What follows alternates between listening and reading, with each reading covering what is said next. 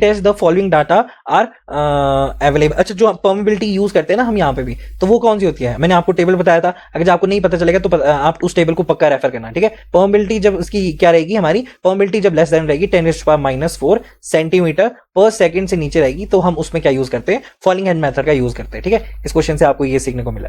Next question क्या है हमारे पास?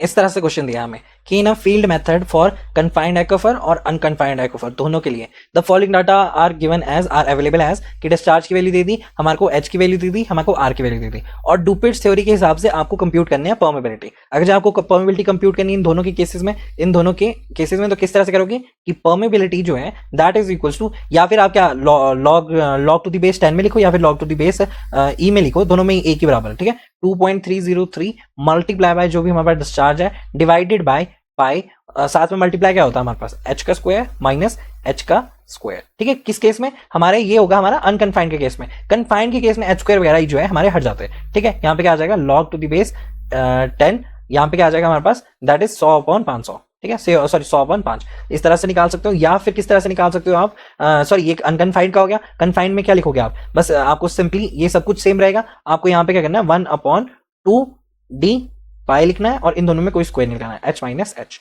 इसी फॉर्म में लिख सकते हो, बाकी तो सब सेम रहेगा, यही आपको चेंज करना है। तो इसकी वैल्यू कितनी आ जाएगी? इन सब में वैल्यूज डालो, आंसर क्या आएगा?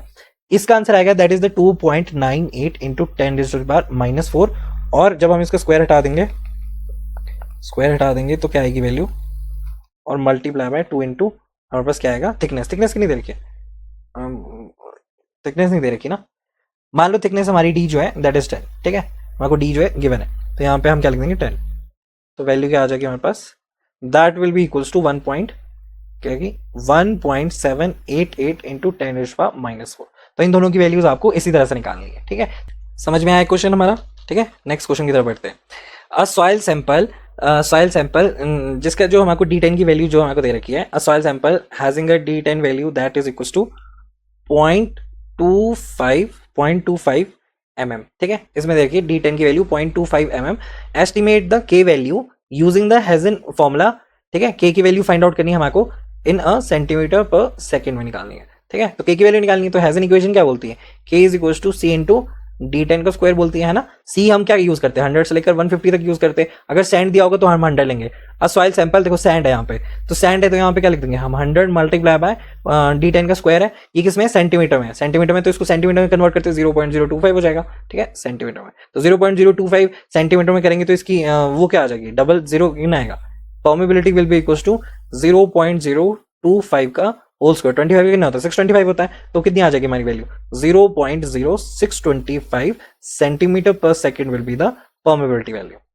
समझ में आया हमारा क्वेश्चन क्या था? क्वेश्चन नंबर 5, ठीक है। नेक्स्ट क्वेश्चन देखते हैं कि Y is the Hazen formula, जो अभी हमने किया, formula is not valid for fine silt या फिर ग्रेवल के लिए। क्यों वैलिड नहीं है? देखो जब भी हम बात करते हैं ना हेजन फॉर्मूला की, तो हेजन फॉर्मूला क्या होगा? K is equals to 100 multiply by D10 का स्क्वायर, ठीक है। अच्छा, यहां पे ये वैलिड क्यों नहीं है फाइन सैंड और सिल्ट के लिए? ये जो हमारा फॉर्मूला है ना, ये स्पेसिफिकली डिजाइन किया गया है। किसके लिए डिजाइन किया गया है? सिर्फ हमारी क्लीन और जो हमारी यूनिफॉर्म सैंड है, सिर्फ इसी के लिए हमारा ये फॉर्मूला जो है डिजाइन किया गया है। अगर हेजन फॉर्मूला ना इस लिमिट से बाहर चल जाए, कौन सी लिमिट? 0.5 mm से लेकर 3 mm के अगर वो बीच में रहेगा ना, तभी ये हमारा फॉर्मूला क्या रहता है? वैलिड रहता है। अगर साइज इससे छोटा हो गया, जैसे कि फाइन सिल्ट का बोल रहे हो, या फिर इससे बड़ा हो गया जैसे कि ग्रेवल का बोल रहे हो, तो इन दोनों के केस में ना, इन दोनों के केस में अगर हम हेजन फॉर्मूला लगाएंगे ना, तो हमारी प्रिडिक्शन वहां पे जो हमारी कैलकुलेशन क्या आएगी? गलत आएगी। मतलब हम शॉर्टकट हम यूज करते हैं ना, परमेबिलिटी यूज करते हैं हम हेजन फॉर्मूला का इस्तेमाल करके, हेजन इक्वेशन का इस्तेमाल करके। लेकिन हमारे को क्या बोला गया है कि अगर ये लिमिट के बीच में है, तो हमारा क्या है? इसी लिमिट में बेसिकली क्या है? हमारा जो है ये वाला जो है राइट आंसर देगा। अदरवाइज ये लिमिट के अगर जो बाहर चला गया, चाहे इससे बड़ा हो गया चाहे इससे छोटा हो गया, फॉर द फाइन सेल्ट या फिर ग्रेवल के लिए वो वैलिड नहीं होगा। क्लियर हो गया? इस तरह से हम हेजन फॉर्मूला के बारे में बात कर दी। नेक्स्ट क्वेश्चन क्या है हमारे पास? इसको रहने दो, अभी ये ओडोमीटर वगैरह है ना। व्हाई डज द सेकेंडरी, इसको भी रहने दो, ठीक है। हम पढ़ते कौन सा अगला कॉन्स्टेंट प्रोबेबिलिटी टेस्ट से लेकिन क्वेश्चन, ठीक है ठीक है। अगर यहाँ पे क्या लिखा है, अगर टेस्ट सैंपल का क्रॉस सेक्शन एरिया गलती से डबल रिकॉर्ड हो गया एक्चुअल से, तो प्रोबेबिलिटी का क्या रिजल्ट आएगा। ये बोल रहा है कि अगर जो हम एरिया को गलती से अगर उसको डबल मान लिया हमने, तो हमारी प्रोबेबिलिटी पे क्या इफेक्ट पड़ेगा। हमने क्या बोलता, according to Darcy law Q is equals to KIA, या फिर आप क्या लिखो Q डिवाइडेड बाय A लिख दो, है ना, और साथ में मल्टीप्लाई बाय I कर दो, K यहाँ पे लिख दो। यहाँ पे बोला है कि अगर से कोई नॉर्मल टेस्ट लेंगे और उसमें यूज हुआ हमारा एरिया है, और कोई दूसरा टेस्ट है जिसमें कि क्या है हमने एरिया को डबल रिकॉर्ड कर दिया, तो प्रोबेबिलिटी क्या आएगी हमारी, डेफिनेटली जो एक्चुअल आनी थी उससे क्या आएगी, कम आएगी, क्योंकि हमारा क्या है इन दोनों का रिलेशन यहाँ से देखें तो क्या है हमारे पास इनवर्सली प्रोपोर्शन है, तो एक्चुअल से जनरली ज्यादा आएगी, नहीं आएगी, एक्चुअल से कम आएगी, डेफिनेटली सही होगी, नहीं डबल नहीं, तो एक्चुअल से क्या आएगी, कम आएगी। क्लियर हो गया इतना क्वेश्चन जो भी हमने बताया। सेकंड पॉइंट क्या है कि एक फील्ड में जो प्रोबेबिलिटी टेस्ट है, probability test constant head method से चलाया गया है, टेस्ट के दौरान सैंपल का जो वॉइड रेशियो है वो बढ़ गया है ड्यू टू द डिस्टर्बेंस, तब क्या होगा, K इंक्रीज करेगा या फिर K डिक्रीज करेगा। वैसे K क्या करेगा, वो हमारा उस केस में इंक्रीज करेगा। क्यों, इसने बोला है जब भी हम वॉइड रेशियो को बढ़ाते हैं, मतलब क्या है, हमारा जो पोर्स है वो पोर्स क्या है, पोर्स के बीच में जो स्पेस है वो हमारे पास क्या हो गया, बढ़ चुका है। पोर्स के बीच में अगर हमारा स्पेस बढ़ चुका है तो वाटर इजिली कहां से पास करता है, वॉइड से करता है पास, तो वॉइड अगर जो बढ़ चुके हैं तो हमारा वाटर क्या है, इजिली पास करेगा, उसकी वजह से जो हमारी प्रोबेबिलिटी वो क्या होगी, इंक्रीज होगी। तो वही चीज बोली है कि प्रोबेबिलिटी टेस्ट टेस्ट के दौरान अगर जो वॉइड रेशियो बढ़ जाए तो हमारा ड्यू टू दिस डिस्टर्बेंस उससे क्या होगा, क्या हमारा K इंक्रीज कर जाएगा,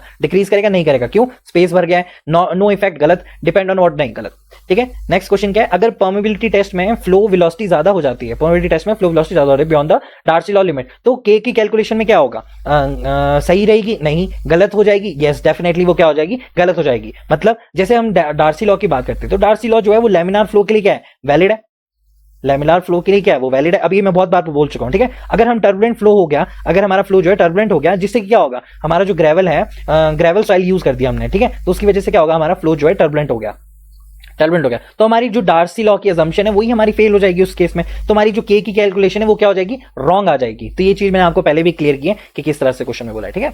नेक्स्ट क्वेश्चन क्या है, अगर जो सेम सॉइल का टेस्ट लैब और फील्ड दोनों में किया जाता है, लेकिन लैब टेस्ट में प्रोबेबिलिटी कम आए, तो मोस्ट लाइकली रीजन क्या होता है उसका, कि सॉइल का जो मिनरल है वो अलग है, लैब में सैंपल डिस्टर्ब्ड है, टेम्परेचर हाई था लैब में, या फील्ड में एरर था। तो इसमें से कौन सा सही होगा, जब भी हम ना देखो, जब भी हम सॉइल कहां से लेते हैं, हम यहां से लेंगे, अब हम इसको उठा के कहां ले जाएंगे, अपनी लेबोरेटरी में ले जाएंगे, तो आपने इस ट्रांसपोर्ट के दौरान क्या हो जाता है, हमारा जो सैंपल है वो थोड़ा सा खराब हो जाता है, यानी वो डिस्टर्ब हो जाता है। ऐसा नहीं कि हम बिल्कुल ही अनडिस्टर्ब सॉइल को या फिर सॉइल सैंपल को ले आएंगे, तो इसी वजह से क्या है कि हमारी जो परमेबिलिटी है वो जनरली क्या आती है, कम आती है, कहां पे, लैब में वो कम आती है एज कंपेयर टू, लेकिन लैब के रिजल्ट में परमेबिलिटी कम आएगी और हमारी जो फील्ड में वहां पे ज्यादा आएगी, क्योंकि वहां पे अनडिस्टर्ब केस है। समझ में आया आपको ये क्वेश्चन कि इससे रिलेटेड क्या है।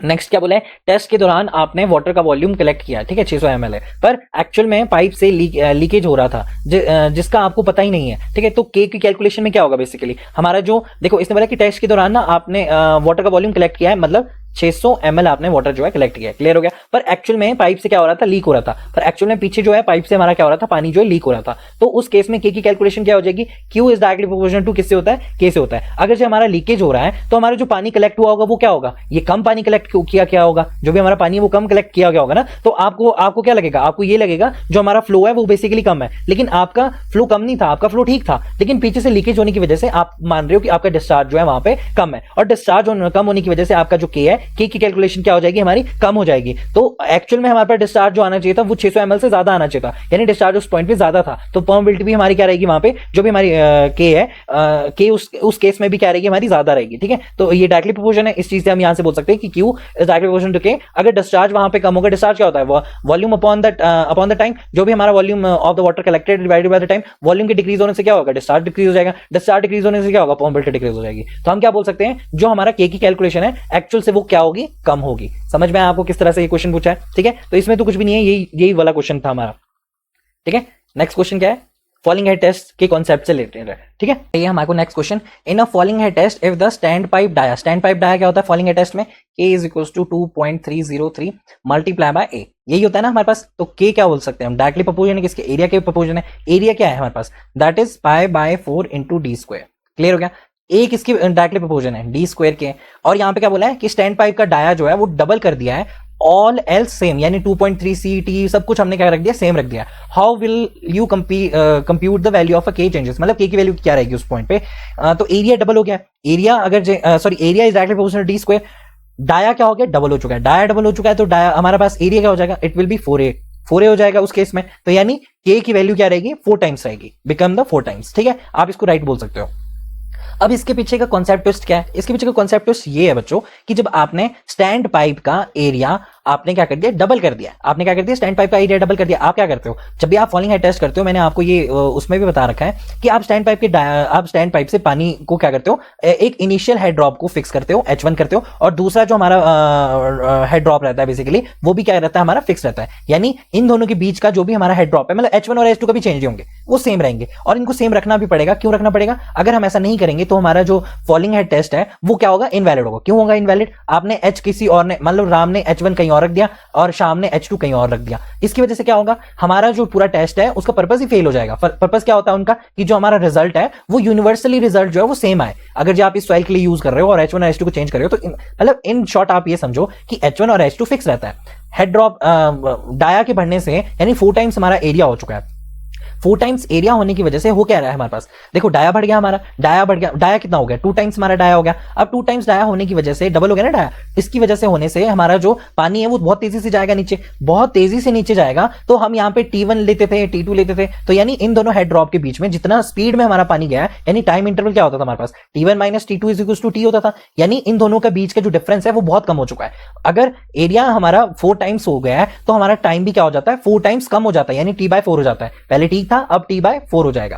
क्लियर हो गया। तो ये जो हमारी पूरी हमारी जो वो रहती है ना, permeability is directly proportional to A/T। Area कितना हो गया, 4 टाइम्स हो गया। टाइम हमारा जो टाइम सॉरी एरिया कितना हो गया, 4 टाइम्स हो गया। और जो हमारा टाइम इंटरवल है वो कितना हो जाएगा, वो घट के हमारे पास कितना आ जाएगा, T/4 आ जाएगा। मतलब टाइम जो इसके बीच में वो T/4 हो जाएगा। तो इन दोनों का रेशियो क्या हो जाएगा, जरा देखते हैं। 16A/T हो गया। अरे यार ये तो 16 मल्टीप्लाई बाय A/T हो गया, मतलब बिकम द 4 टाइम्स। तो गलत हो गया, हमारा परमेबिलिटी तो उस टाइम पे 16 होगी नहीं, परमेबिलिटी 4 टाइम्स ही रहती है। लेकिन जो हमारा एरिया और जो हमारा टाइम है, जब आप बात करते हो ना डाया और ये टाइम की, ये दोनों एक दूसरे के इफेक्ट को कैंसिल आउट कर जाते हैं। दैट इज वाई जो ओवरऑल हमारी परमेबिलिटी रहती है वो सिर्फ और सिर्फ 4 टाइम्स रहती है, 16 टाइम्स नहीं रहती। आप बस ये समझो कि ये जो एरिया है और साथ में जो हमारा टाइम है, ये एक दूसरे के इफेक्ट को क्या कर देते हैं, कैंसिल कर देते हैं। क्यों, क्योंकि H1 और H2 हमारा सेम है, H1 और H2 हमारा सेम है, और बाकी जो इफेक्ट आएगा बिकॉज ऑफ दी डाया के बढ़ने से वो क्या हो जाएगा, वहां पे कैंसिल आउट हो जाएगा। इतनी सी बात समझ में आई। लेकिन आंसर क्या आएगा इसका, वही आएगा जो आपने निकाला है, that is equal to 4 times. आपको ये वाला कॉन्सेप्ट समझना इंपॉर्टेंट था कि जिस तरह से फॉलिंग हेड को आप देखते हो उसका नजरिया थोड़ा सा चेंज हो गया आपका। अब आप जब देखोगे तो आपको समझ में आएगा कि H1 H2 को फिक्स रखा है और किस तरह से स्टैंड पाइप का फर्क पड़ जाता है टाइम्स के साथ। तो इसके पीछे का जो कॉन्सेप्ट ट्विस्ट था वो यही था, ठीक है। इसलिए थोड़ा सा क्या है, अच्छा question, it is a good question. ये क्वेश्चन आ भी सकता है आपको, है ना, यूपीएससी में ऐसे ऐसे क्वेश्चन जो है पूछे जा सकते हैं। नेक्स्ट क्वेश्चन देखते हैं, लिपिड्स थ्योरी असम्पशन। अच्छा ये आप एनवायरमेंट में पढ़ोगे, ठीक है। नेक्स्ट क्वेश्चन की तरफ बढ़ते हैं। Field test, a field permeability test gives a very high discharge but a lab permeability is very low for the same soil.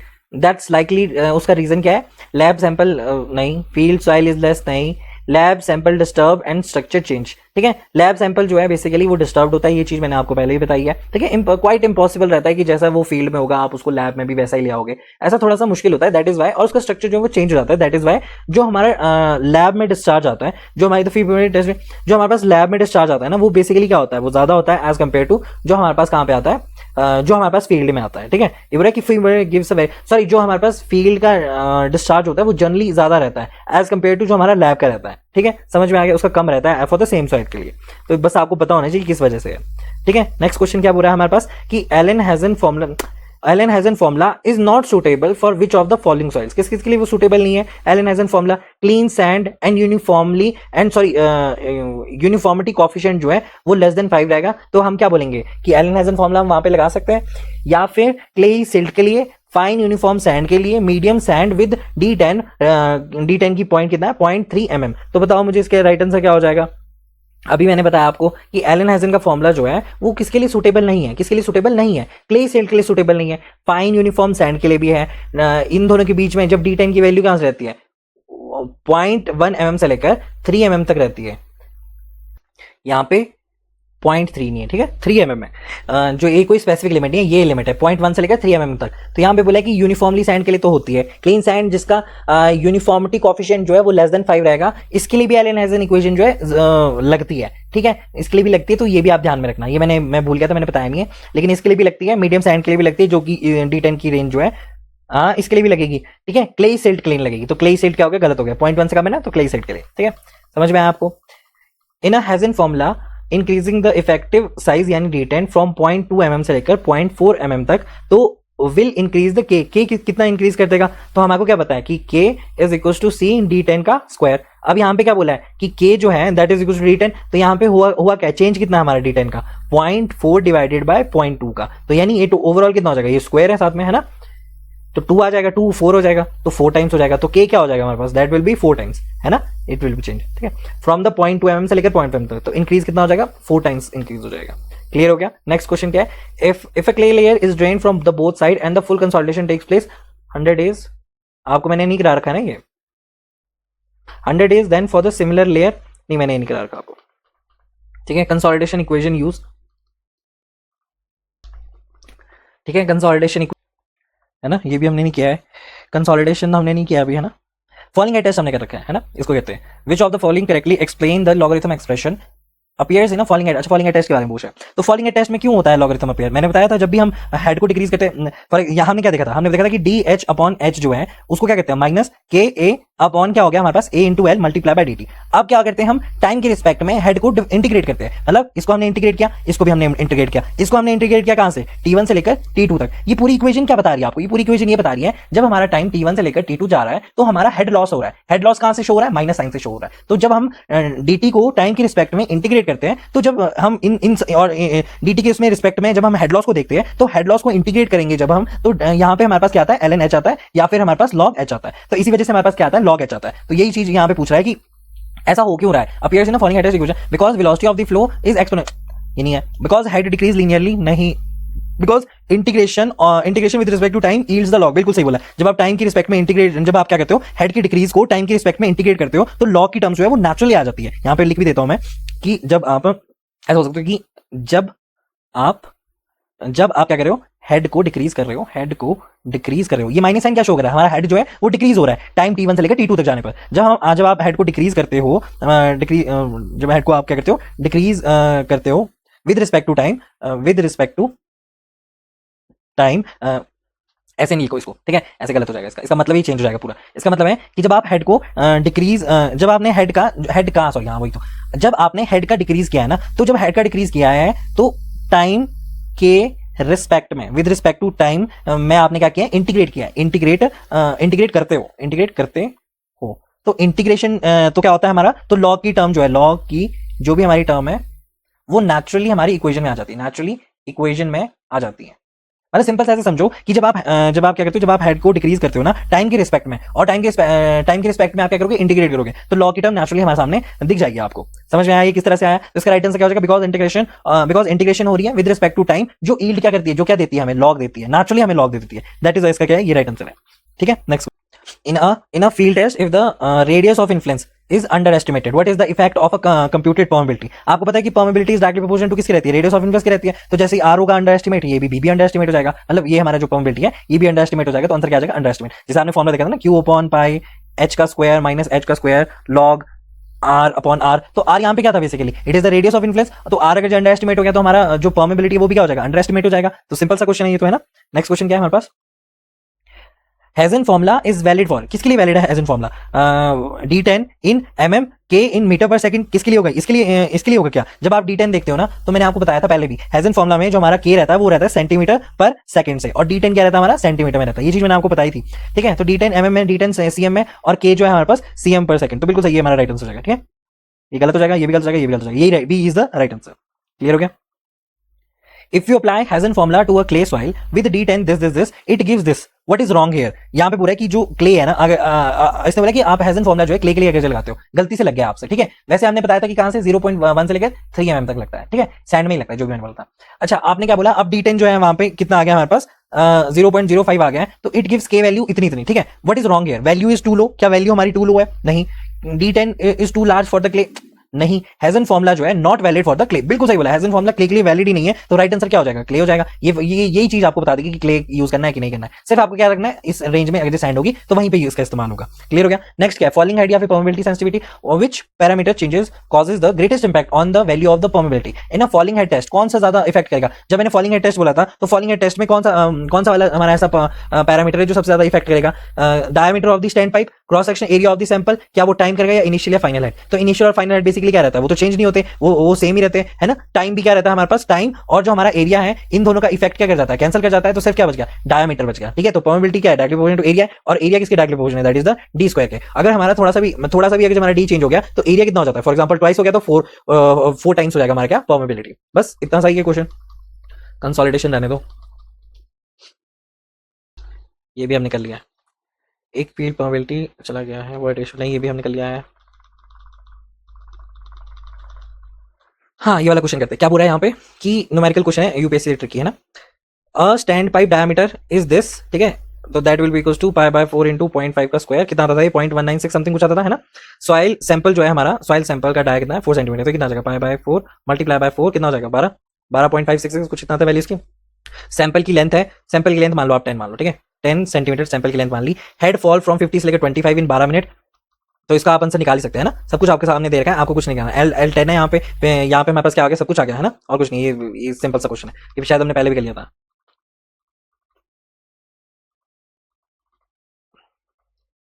ये भी हमने कर लिया था, ठीक है, ये सारे क्वेश्चन हमने कर लिए।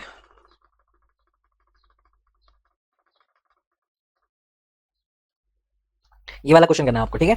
इसने बोला कि आपके पास 2 लेयर्ड सॉइल है, लेयर्ड सॉइल है साथ में दे रखा है, 2 लेयर्ड ए और बी है, मतलब ऐसे करके है, ठीक है, ये हमारे पास ऐसे है, और 2 लेयर्ड सॉइल है, ठीक है। फर्स्ट की परमेबिलिटी आपको दे रखी है, सेकंड की परमेबिलिटी आपको दे रखी है, इन दोनों की थिकनेस आपको दे रखी है, और पूछा है हमारे से डी है ना, यहाँ पे H1 लिखना है, ठीक है, H1 H2 इसी में कर रखी है ना, थिकनेस आपको दे रखी है 2 to 2 मीटर है, और पूछा है कि KH and KV find out करो, ठीक है। तो आप KH और KV किस तरह से फाइंड आउट करोगे, बस सिंपल है, आपको फाइंड आउट क्या करना है, हॉरिजॉन्टल और वर्टिकल फाइंड आउट करना है। हॉरिजॉन्टल फाइंड आउट करने के लिए क्या करना पड़ेगा, इसको मल्टीप्लाई कर दो, जो कि 10⁻², 1 तो लिखने कोई फायदा नहीं है, मल्टीप्लाई बाय 2, और साथ में क्या आ जाएगा प्लस, इसका कितना आ जाएगा 10⁻4 आएगा, मल्टीप्लाई बाय 2 आ जाएगा, होल डिवाइडेड बाय कितना आ जाएगा 4 आ जाएगा, इसको कैलकुलेट कर लो आंसर आ जाएगा। वर्टिकल के लिए क्या करना पड़ेगा आपको, 4 डिवाइडेड बाय ये 2 प्लस 2 डिवाइडेड में क्या आ जाएगा 10⁻² आ जाएगा, और डिवाइडेड में क्या आएगा 10⁻² आएगा, इन दोनों को कैलकुलेट करना, आंसर मिल जाएगा आपको, ठीक है। केएच का आंसर है कितना 5.05, एक बार 05 मल्टीप्लाई बाय 10⁻³ है, ठीक है। और इसका क्या है इसका answer, that is equals to 1.98 into 10⁻⁴ centimetre per second जो है हमारे पास केवी का है, केएच का क्या हमारे पास ये आ गया, ठीक है। सिंपली इसको बस आपने फॉर्मूले में डालना है। इसने बोला कि what is the physical reason, ऐसा क्या रीजन है कि जो हॉरिजॉन्टल का फ्लो परमेबिलिटी होती है वो ज्यादा होती है एज कंपेयर टू वर्टिकल के लिए,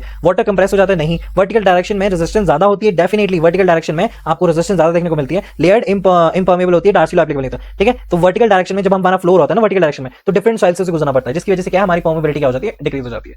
समझ में आ गया, ठीक है। इसी तरह से ये भी क्वेश्चन है हॉरिजॉन्टल और वर्टिकल, इसका भी आंसर निकाल देना। नेक्स्ट क्वेश्चन क्या है हमारे पास, इन अ लेयर्ड सॉइल, क्या बोला, इन अ लेयर्ड सॉइल जो हॉरिजॉन्टल परमेबिलिटी है, ठीक है, ये आपको बताइए, horizontal one is more than the vertical one due to the difference in gravitational water flow option, vertical parallel flow meets the, yes, इसका राइट आंसर क्या हो जाएगा, वही जो मैंने ऊपर बताया कि parallel flow meets the least resistant. ये बोल रहा है कि अगर जो हमारा बेडिंग प्लेन के पैरेलली फ्लो करेगा तो यहाँ पे इसको रेजिस्टेंस कम मिलती है एज कंपेयर टू वर्टिकल के केस में, ठीक है, ऊपर नीचे कहीं पे भी हो, तो वर्टिकल के केस में ज्यादा रेजिस्टेंस मिलती है, परमेबिलिटी हमारी लो हो जाती है, लेकिन in the case of parallel उसको एक ही सॉइल से गुजरना होता है, एक ही परमेबिलिटी के साथ फेस करना पड़ता है, इसलिए इसका ये राइट आंसर हो जाएगा। समझ में आया आपको, तो यही थे हमारे लास्ट क्वेश्चन, ठीक है, ये सारे हमने क्वेश्चन कर दिए, पार्ट 1 जो है हमारा कंप्लीट हो चुका है। अब हमको किस में मूव ऑन करना है, पार्ट 2 पे, that is the quick sand condition, ठीक है, ये आपको मैं अभी पढ़ाऊंगा।